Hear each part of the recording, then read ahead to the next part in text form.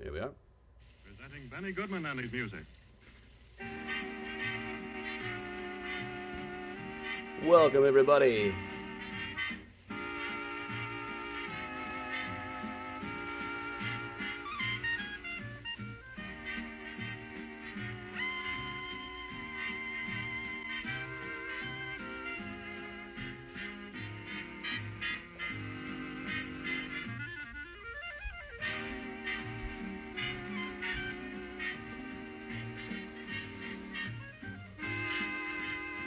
Evening, Mona.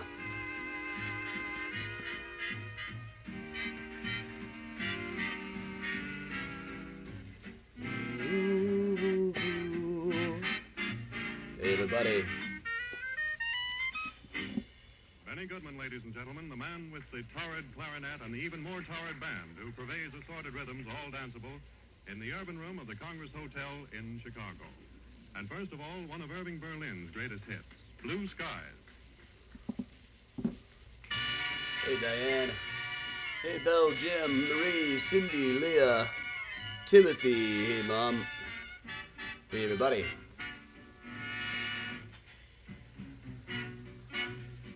Hey, Susan. Did you all see the Cafe Press store now has MysterioCon 25 merch?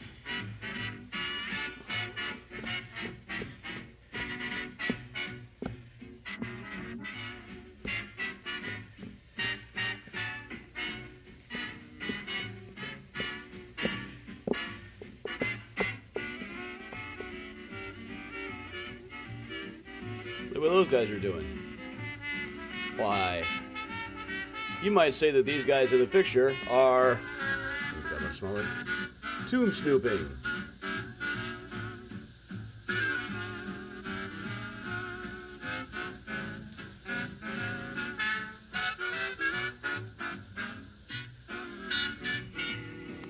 Hey, Octavio. Hey, Georgia. Hey, Doreen. Also, the trailer has got different artwork. Here's what the trailers are going to look like. I won't announce anything until tomorrow, but it's out. Go to where your podcasts go.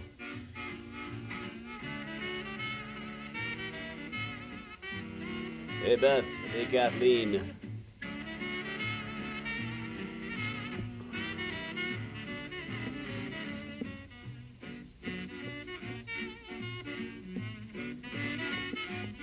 Hey, Geraldine. Hey, Bridget.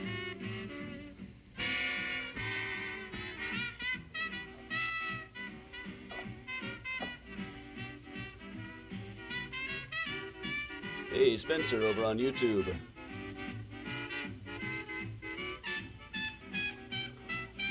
Hey, Bridget and Mary Jo. Hey, everybody. Hey, Paula. Hey, Aline. There's the cat. There are multiple cats. Miles is presently on the couch over here, fulfilling his contract from there. Whereas the Empress, Miss Ember herself, is way up on the top shelf. Up here. Very top of the cat tree. Hey, Ember. Say hi to the nice people. Look.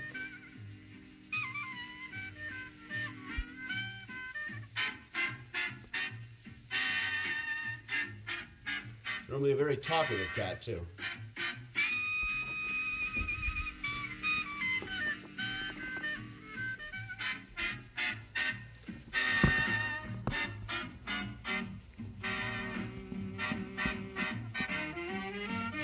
I'll go to any, like, the Apple Podcast app or something. I think it should be on Spotify by now, too. Ellen, MysterioCon is going to be at the Congress Hotel, the Joseph Urban Room, where this music you are hearing right now was recorded. Last weekend of September. Benny Goodman presents Ellen Ward singing With All My Heart. Well, hey, Kathleen. And Kathleen's parents. All right, well, we're doing some practical application stuff today.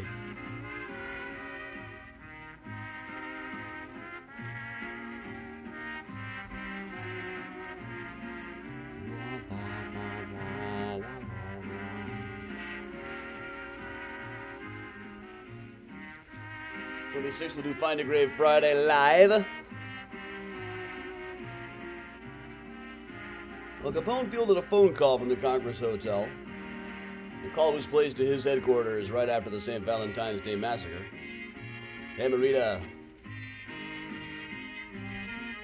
MysteriaCon.com for your hotel reservations. I've got pretty much a schedule worked up right now. Hey, Ember. Hopping on down, are you? Miles, we don't fulfill your contract right now. That's okay. You can come after the show. But you gotta come on. This is still your job. Ember's not taking your job. Now look at this.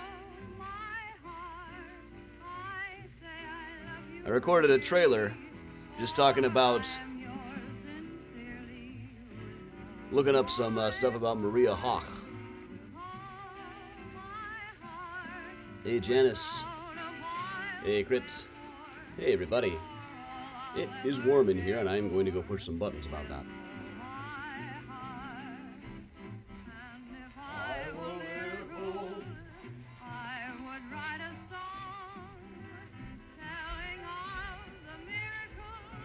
Check out my record store haul today.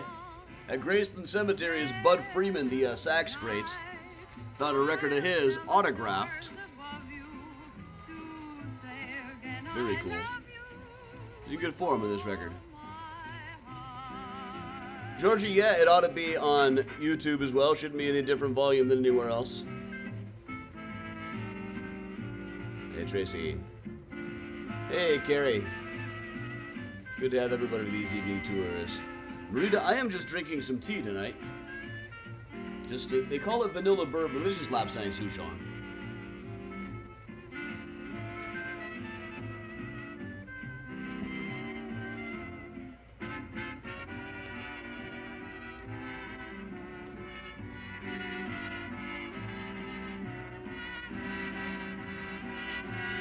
I also managed to snag an excellent price on a copy of the unspeakably gorgeous Waltz for Debbie by the Bill Evans Trio. Benny Goodman goes way back and gets a lot of rhythm out of Walk, Jenny Walk. Benny Goodman and his orchestra. I've been on a real Bill Evans kick lately. Hey, Megan. Little bitty screen will work. Today might be a little bit shorter than some of them just because there's a lot of stuff here that I'm not sure I totally remember. We haven't done this one quite as much.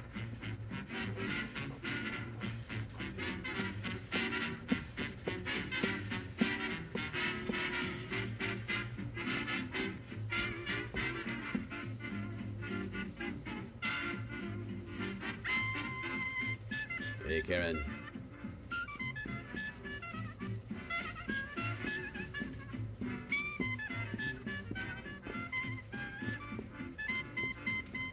Yep, Lapsang Souchong at the Tea Party Museum. The Tea Party Ships is an excellent setup. Corny, but they know it. And they do have their data down pretty well, too. And the gift shop, I'm not surprised they have Lapsang Souchong. That gift shop is excellent. The tricorn hats are pretty cheap. Hey, Sue, just you.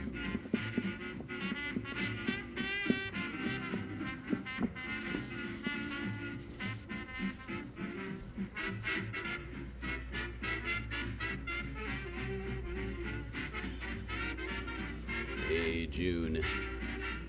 We're going to let this finish up here for a second. We're going to let Benny Goodwin finish up a little bit more here. He'll probably do one more tune. Hey, Florecita.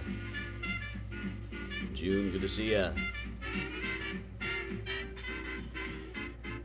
Halloween is coming around. All right, yes. September's coming soon. I am pining for the moon. What if there were two? REM just couldn't go through a whole song without making the lyrics weird, could they?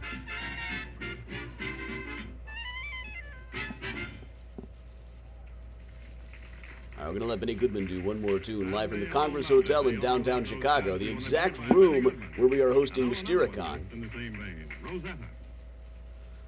Georgie, on Friday nights we're gonna be on a bus. there's going to be a ghost tour followed by a time travel pub crawl. We're going to go to old historic bars. Or bars where something historic happened on the same site, anyway.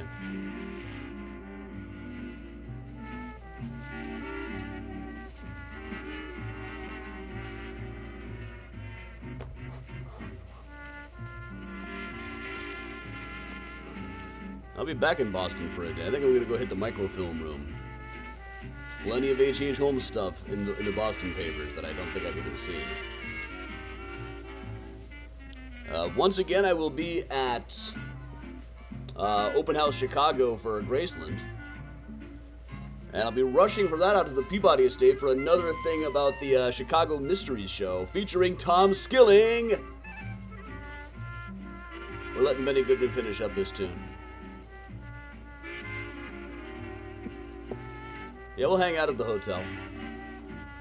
We'll do some karaoke or something. I've been doing Taylor Swift songs in an Elvis voice at karaoke. It's my thing. Only I couldn't make it work on Blank Space last night. I really fell flat. It's the part when you get to "Got a lonely stomach's love." It's just too high of a jump. I need to practice more. My ear was like, "You're my. Oh. Oh.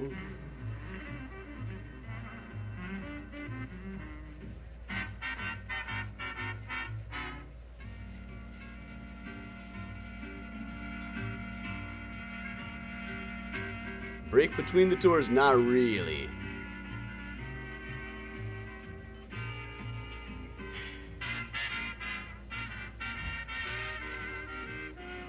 The Peabody Mansion thing will be October 19th. I know they're doing, Facebook's always doing weird stuff. Don't know what to tell you.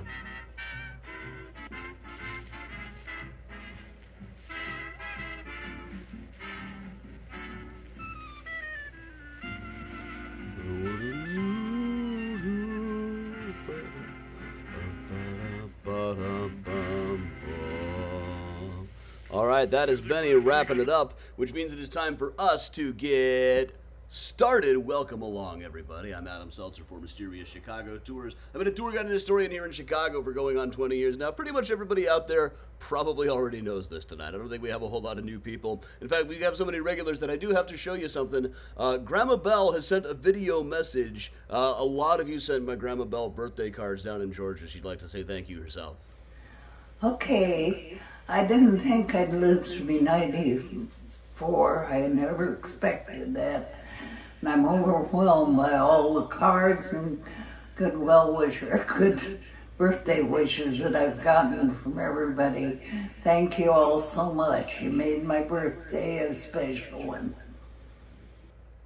All right, Grandma Bell, everybody. Thank you to everybody who sent her a birthday card, as that is fantastic. So I'm Adam for Mysterious Chicago Tours, author of such books as H.H. Holmes, The True History of the White City Devil, Mysterious Chicago, the book, Murder Maps USA.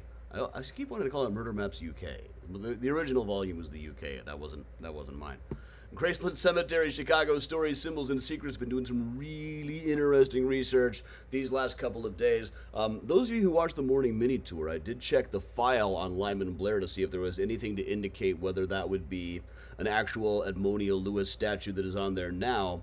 Answer is inconclusive, but most likely that's a replacement. The Lewis statue is long gone. But inconclusive, and really it makes Lyman Blair seem a lot more interesting. Also, novels such as Just Kill Me, Smart Aleck's Guide to American History is now way out of date, but I'm very proud of the Billy Joel content these days. And, of course, Graveyards of Trinity Church and St. Paul's. And coming in just about a month, Johann Hawk, Chicago's serial husband, The Marriages and Murders of Johann Hawk, new from Arcadia. You can follow a pre-order link now. They pop up here and there and everywhere, or just go search for it. You know how this stuff works. You've all been on the internet a while by now. And, of course, also covering Johann Hawk is going to be the first season of the new podcast, Tomb Snoopers, of which there is now a trailer wherever podcasts are potted. Go check it out.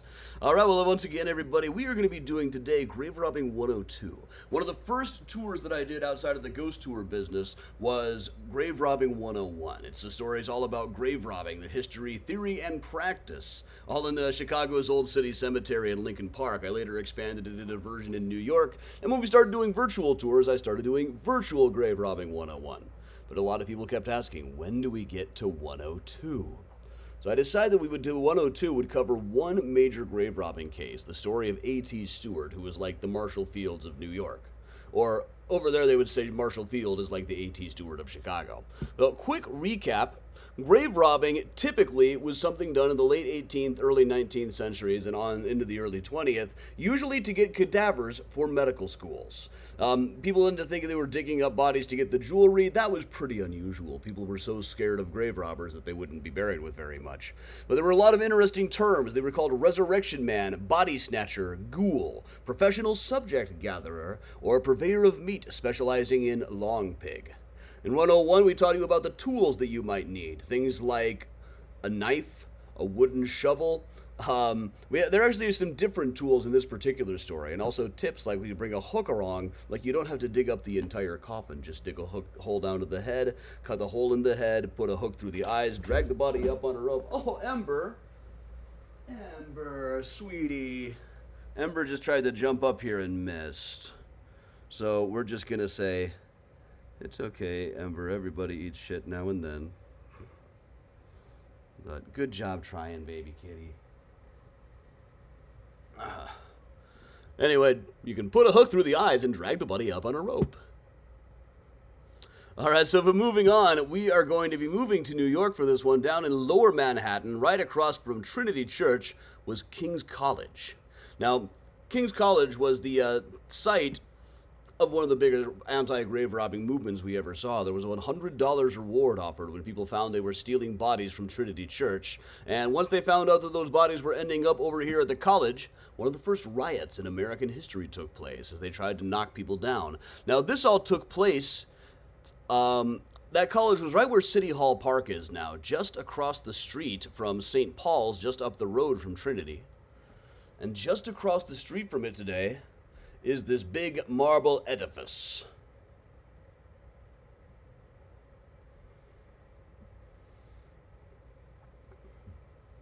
Ember, you okay, sweetie? Where'd you go? Okay, you're fine. She got me nervous. That was quite a jump. But this old building was at one time known as the Marble Palace of A.T. Stewart. This is a drawing of a look back in the old days. Now, this was built in 1846. It's now just known as 280 Broadway. For a while in the early 20th century, it was the home of the New York Sun newspaper. In 1862, there was a bigger one further up, and this became the wholesale place for the Marble Palace. The Marble Palace was really A.T. Stewart's dry goods emporium, a very early major grocery store. Now, A.T. Stewart was eventually the subject of a grave robbing, but it wasn't for the medical schools. It was part of a broader trend around the 1870s when people were being held for ransom. 1876, there was an attempt to steal the body of Abraham Lincoln out of Springfield, and at which point they planned to hold the body for ransom and get a guy out of jail and get a whole bunch of money. It didn't work. 1891, after P.T. Barnum died, there was an attempt to steal his grave. They had to station armed guards at the place. Charlie Chaplin's body was stolen in 1977 in Lake Geneva. Shortly after two grave robbers stole his coffin, they reburied it a mile away and asked for $600,000. But they were quickly caught via tapped wires. The body was returned. They did some short prison sentences. Of course, famously here in Chicago, there were stories that when Pullman, the railroad magnate, died, the railroad car king, his body was buried under 10 feet of steel, concrete, and asphaltum in a great, massive, emporous black lap the dead millionaire about, presenting an almost impregnable barrier to the inroads of time and bidding defiance to ghouls who would violate an unprotected grave for the money that might be paid them. Now, generally, when we tell this story that Pullman was buried under 10 feet of all kinds of stuff, which may or may not be true exactly, we usually say that it was because his employees hated him so much, people were going to dig him up and mess with the body. Really, nobody said that in the 1890s when he died. Mostly they talked about things like Abraham Lincoln's theft and the theft of A.T. Stewart. People were more afraid they were going to hold him for ransom. So this is Mr. A.T. Stewart. Alexander Turney Stewart. He started selling merchandise when he first bought a whole bunch of Irish lace when he was in Ireland. Came to New York, found he could sell it for about a 1,000% markup. So he worked his way up. Was a very industrious young man. Here he is in his early business life carrying home a bundle. And here he is reproving a clerk for his wastefulness. The guy was really, really cheap. But also he was noted for having just one price for all customers and ordering his employees never to cheat, even if they could get away with it, even if the customer kind of deserved it. He pioneered the volume concept, which had very, very low profits, but very, very high volume. And this worked. He ended up with something like $40 million in 1870s money, and about 60 billion today, most likely. He was one of the top 10 richest Americans ever, one of the top 3 of his time. Rockefeller would eventually have like 20 times what he did. But here he is, working with a clerk, pinching pennies, known for being exceptionally cheap. But for all of this, he wasn't particularly flashy. There's only like the one photograph of him that ever goes around. Everything else is just drawings. It wasn't a flashy guy. Now, he did have a mansion, though, right on Fifth Avenue, which was considered kind of unpretentious. It was right across the street from the Astors, who were even richer. He was part of the New York social set known as the 400. Supposedly, they were called the 400 because that was how many people fit in Mrs. Astor's ballroom. Their house was more modest. Well, this is the entryway. Modest. And this is the art gallery. Modest. This is the Astor House on Fifth Avenue, which actually looked a little more modest. But here's Fifth Avenue in 1880 was still largely residential. This is what we're looking at here. So it's right where the Duane Reade is now, would be the site of the old A.T. Stewart mansion. Across the street on the left, that is the Empire State Building, where the Astors would have been. Now, he was a very superstitious guy. When he moved to a new location, he hired the apple woman who stood outside of the store selling apples to move to the new location, too. Also, would never eat at a table that was set for 13 people. Lots of little superstitions like that. Given just about how rich he got, you can argue that he must have had a point. It was also noted that Mrs. Lincoln wore one of his shawls that cost $2,500. Again, in 1860s money, this is like a $100,000 shawl today. I hope that's not one of the special bargains. And shawls! The stock up.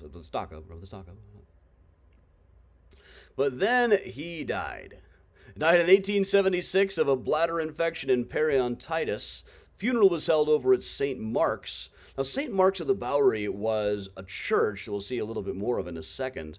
Now, this is a church where all of the burials were in vaults below ground. By this time, 1876, you couldn't normally do burials in Manhattan except in these brick vaults. So this is where they have opened up the entrance to it and are just kind of lowering the coffin down. Eventually, they'll climb in after it to get it all situated. At this point, a lot of money, like $1 million, was granted to Judge Henry Hilton. But he decided to let Mrs. Stewart have it in exchange for keeping control of the store, which he promptly ran into the ground. He tried to open his own new place in Chicago, but everybody was already kind of loyal to Marshall Field by then, even though Field was really brand new. A.T. Stewart himself was always kept out of Chicago, possibly because he was kind of friendly with Potter Palmer, who ran the biggest department store there. Anyway, this was the first of very many bad ideas by Judge Hilton, who ended up running the A.T. Stewart Company right into the ground. Well, Cornelia did a much better job with things. Let's talk a little bit about St. Mark's in the Bowery. This is on 10th and 2nd in New York. The burials are all in vaults. So what happens is, there's an old photo of it, how it looked. Let's just take a look at how it looks on the inside here.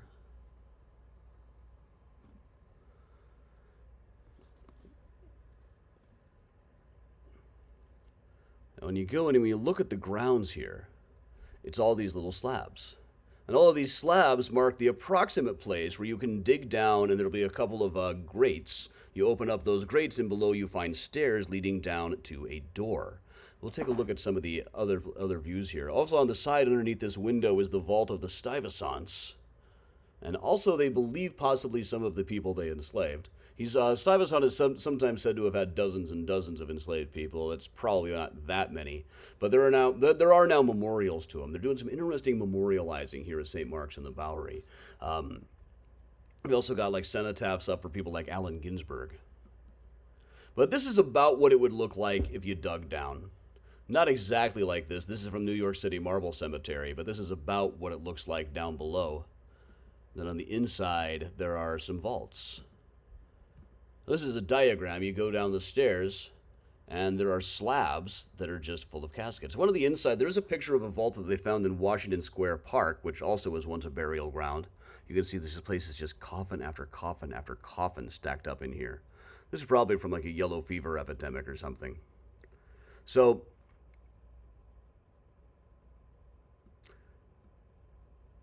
let's walk around here a little bit. Right around this vicinity is where the Stewart vault would have been. Now, there's no marker for Stewart here now. If the body was in fact recovered, it wasn't brought back here. They were already planning to move him.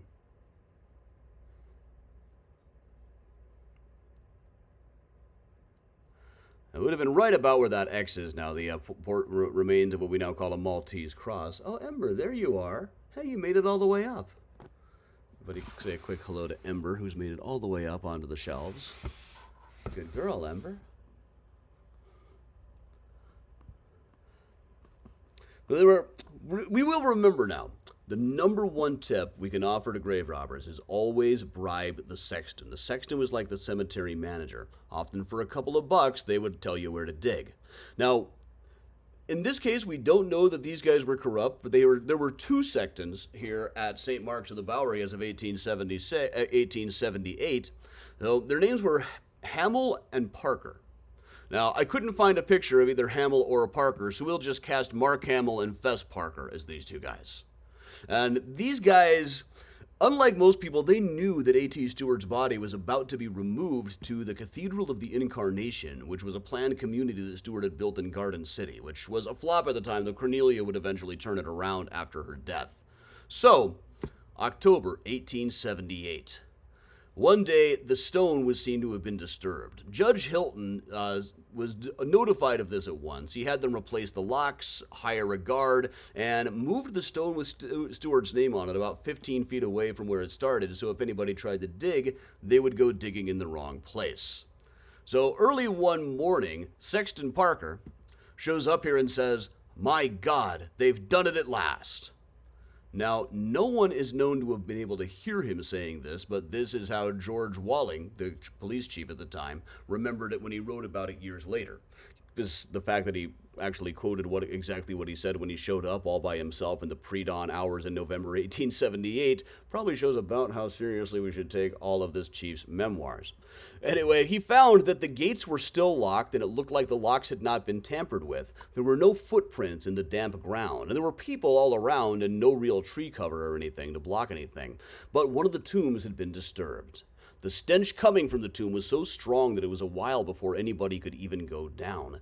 Now, inside, they found that there were a few coffins. There were a couple of infants and a couple of Mrs. Stewart's family members. And then there was A.T. Stewart himself's coffin, which was now missing the handles and the silver nameplate and a bit of the lining, and, most notably, the corpse.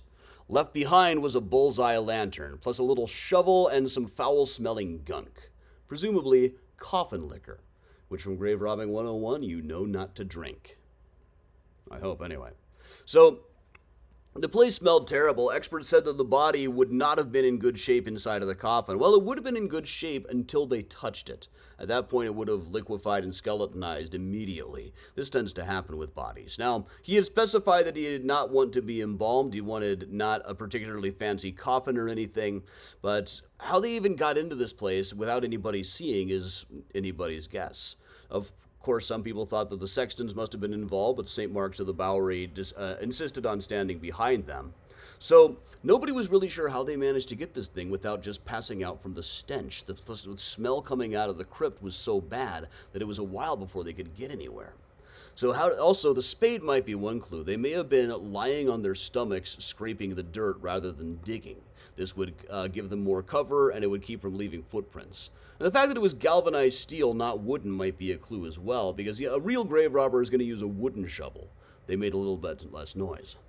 So Inspector Dilks of the police got a hold of things very quickly, sent out a message saying that the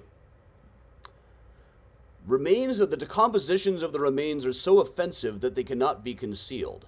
The body cannot be taken across the ferries or placed anywhere above ground without discovery. Cause diligent search to be made in all your precincts.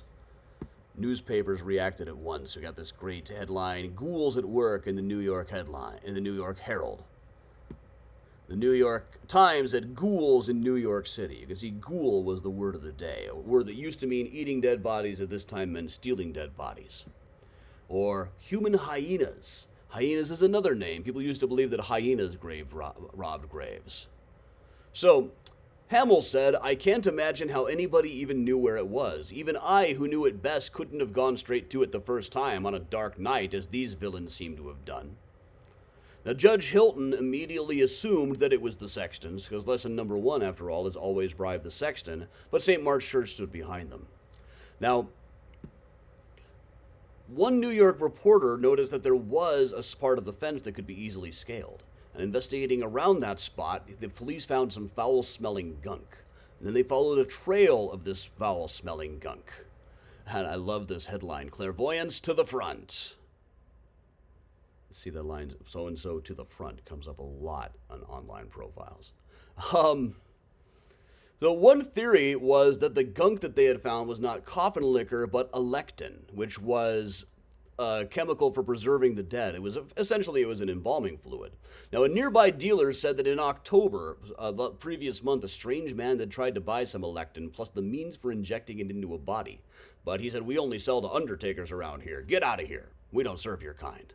The dealer got some advertising out of it and said that it would have made the body inoffensive to the nostrils if they had managed to inject a bunch of electin into it. But given how bad the tomb itself still smelled, it would only have helped so much. So the New York Herald then tried to blame it on a guy by the name of George A. Christian, who was a famous body snatcher at the time, operating mainly in Baltimore and D.C. Now, a few witnesses had named a guy who had pointed out a guy who had bought the electin, had been seen at a boarding house, and said that he looked a lot like Mr. Christian here. But he wasn't found or questioned, and the story fizzled out. It was enough, though, to get his portrait into the Police Gazette, which may be the only surviving image of him, in fact. So this guy ran a whole ring for medical schools in the 1870s. He would hire women to pretend to be mourners at funerals so they could mark graves with flowers. He did 1 year in prison, but was pardoned by President Grant at the behest of various medical schools. Other people suggested that maybe it was phrenologists, people who wanted to get a hold of his skull so they could read it. Clairvoyants, again, were called to the front. A couple of guys even confessed, but it turned out that they were just looking for reward money. One theory was that it was phrenologists, but Walling just didn't take that seriously.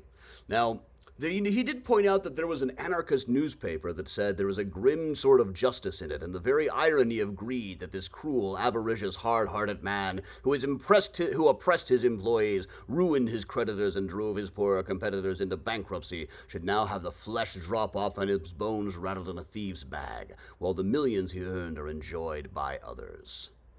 Now, Walling would go on to remember that this went on for 2 years, and he was a little bit off. It was only a couple of months later that the most promising clues came. He remembered this episode as happening years and years after it really did. So there was this guy by the name of Patrick Henry Jones, a lawyer who had an office right across the street from the phrenological cabinet and right down the block from the Marble Palace. Kind of on the right in this video. It's Patrick Henry Jones. On the right over there would have been the phrenological cabinet where you could go get your skull read. Right across the street is St. Paul's graveyard. But January 1879, about 2 months after the fact, this guy got a letter from Henry Romaine saying that the body had been taken in a grocer's wagon to 116th Street, then put in a zinc-lined trunk and sent first to Plattsburgh and then to Montreal. They said it was in good shape except that the eyes were gone, demanded $250,000 and gave a code to place messages in the Herald offering to send the coffin plate as proof. So this is the envelope that had been sent to him. Newspapers would publish everything at the time. And the New York Herald in particular was known for having on the front page these things that are like misconnection ads that would be written in code often. H.H. Holmes placed one in 1894. These are some of the ads here. Up at the top is Canada, send P, council. That was the coded message from Patrick Henry Jones talking to the grave robbers of A.T. Stewart. Those guys must have been reading the paper every morning just looking for that. But this meant go ahead. So the second one, so another letter came along with the coffin plate. And they put in a second one saying, Canada will do business. Council. Now Romaine wrote back saying, okay, for $200,000, we will meet you within 25 miles of Montreal. No party will ever say anything. Eventually he put in a thing saying, Canada, we decline. Initially they said we accepted, but then Judge Hilton refused. So this leads to an interesting question. Now what? Let's say you've stolen a body and plan to hold it for ransom. Let's just, assuming you are a dishonest person. Assume. So let's say you want $250,000 for a body, and the buyer and the people from whom you were holding it ransom say, "No, we're not going to pay that."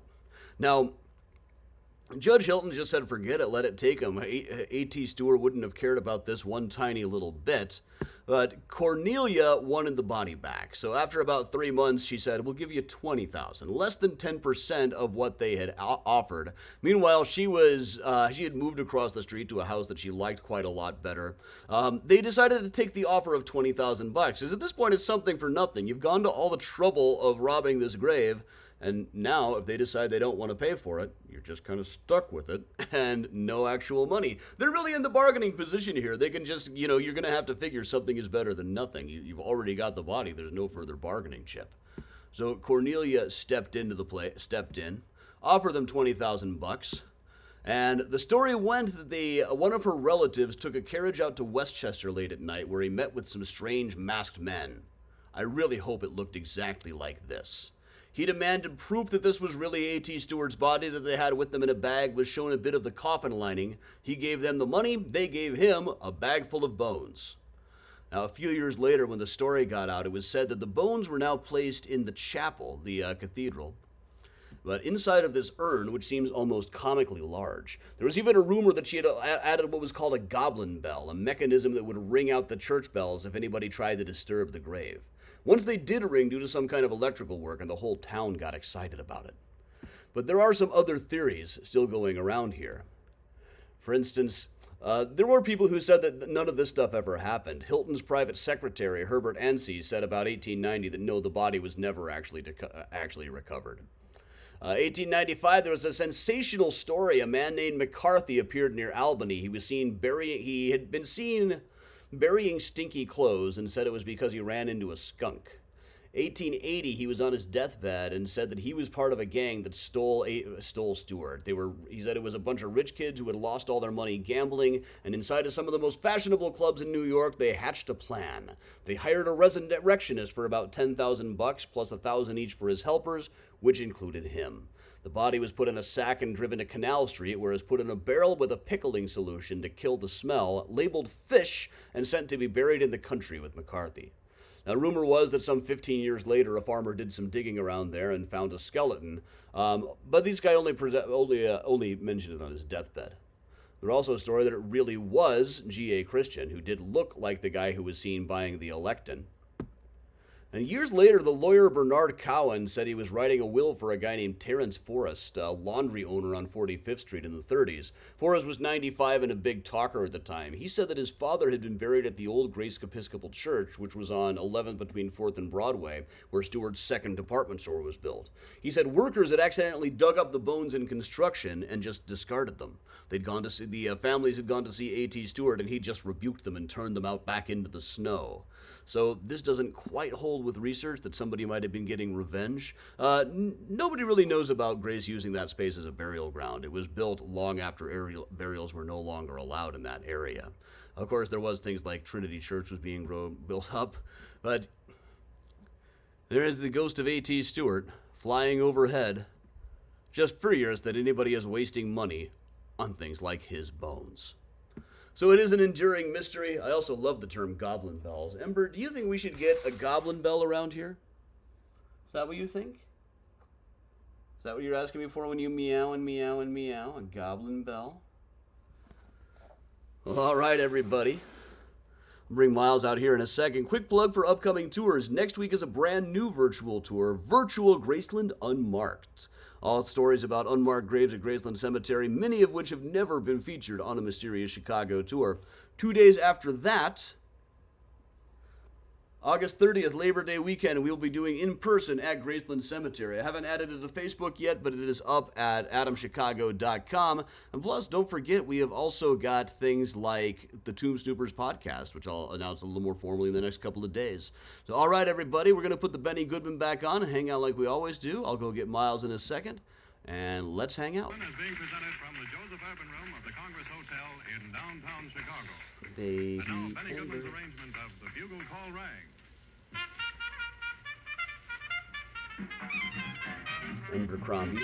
Gertrude Ember Crombie.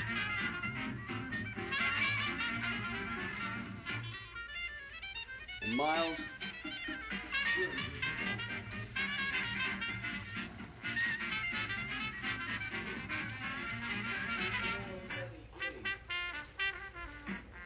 Miles, you weigh about 1 million pounds here, huh?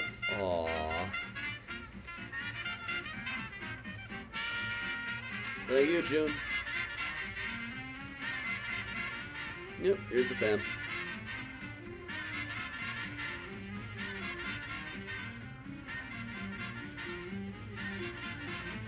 Look how big Miles looks now.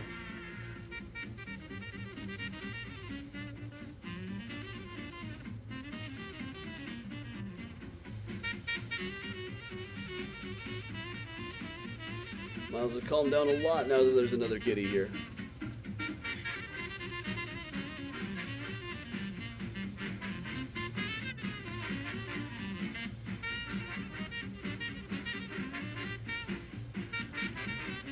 Alright, now Ember, you want to jump down to the second level here. The other shelves that are smaller, alright? I'm going to put Miles back on the couch.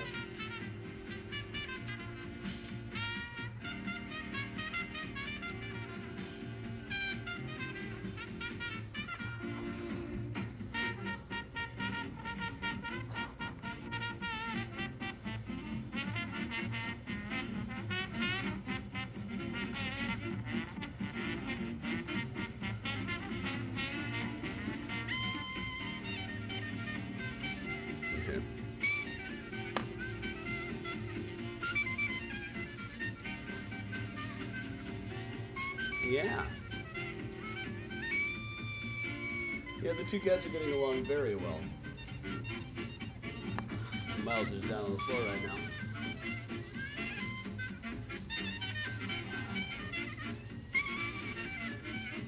Sometimes they both occupy the same shelf.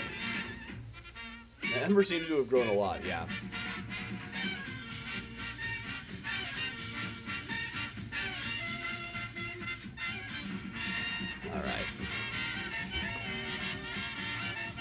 Thanks. Happy birthday again to Grandma Bell. A little belated now. Thanks for everybody who has sent her birthday cards. That's fantastic. And if you are the podcasting type, there is now a trailer up for Tomb Snoopers. Tell your friends, like and subscribe, hit the share button, whatever you can do. We're really going to launch this thing hard. We want to move this beyond just the Mysterious Chicago regulars and the 100 or so of us who pop up for these things. And that would put rhythm in the feet of a wooden Indian. Not on your podcast app. It might take a little bit to get to stuff like Podcast Addict. Thanks a million. Now, first you get it on the big ones, the other ones will pick it up after. But it is on Apple Podcasts. Let me check Spotify.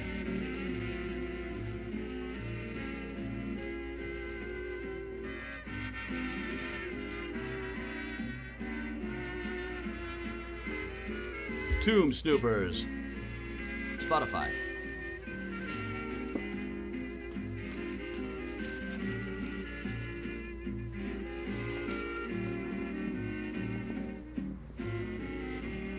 Hey, Ollie.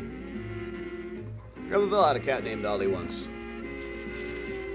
A big Siamese with an IQ of about 1. Remember, that's not a food. I gotta say that a lot around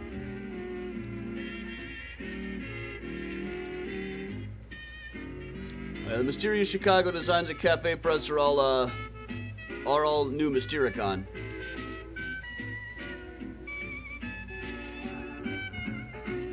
Made it look like an old album cover.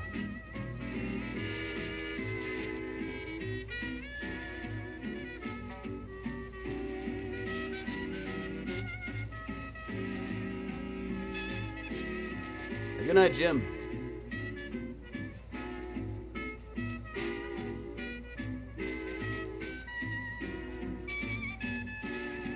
Working on switching these guys over to pine pellet litter. That'll track less.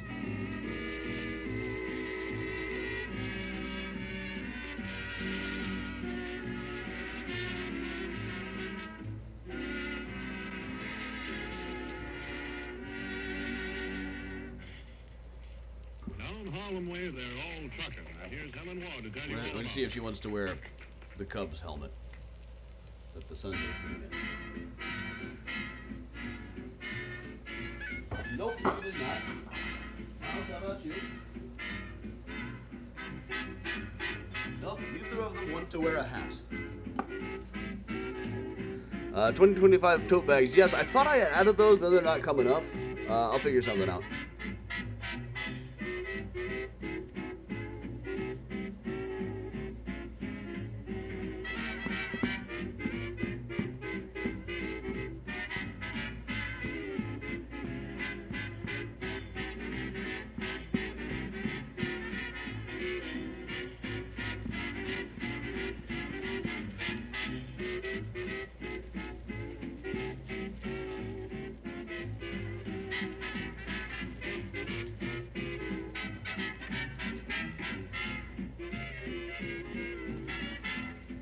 Good night, Phoenix.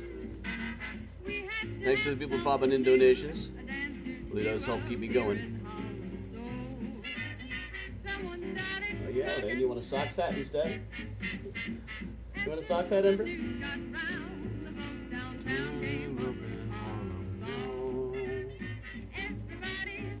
Well, the kitten came from Paws.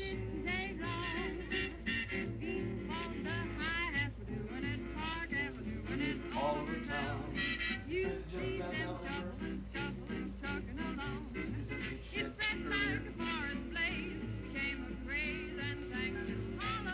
Oh, sorry to hear that, Jeannie.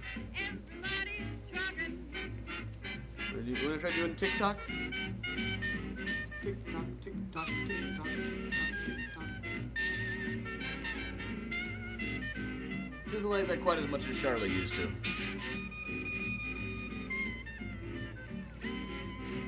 Yeah, you're famous now, Ember.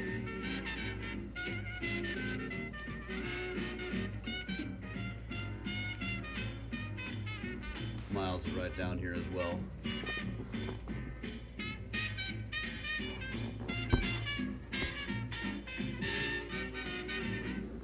Any good luck to the professor? I'll stick around a few more minutes here. Brand new virtual tour next week. Benny Goodman presents On the Alamo.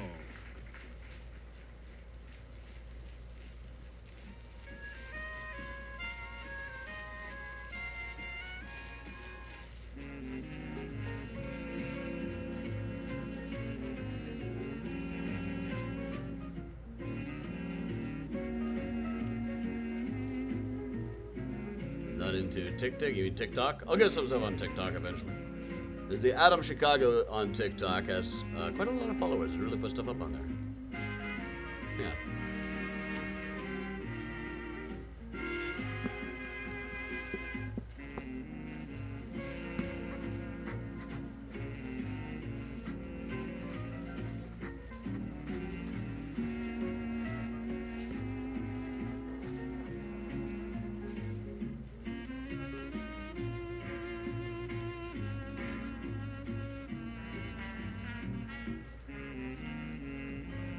Well, all right, everybody. Kind of a shorter one tonight. This story hasn't got quite as much that I can cover as I always think. But thanks a lot for joining me. Tomorrow we are on for Find a Grave Friday. I'll see you all tomorrow. Until then, stay safe, stay strong, and of course, if you can, do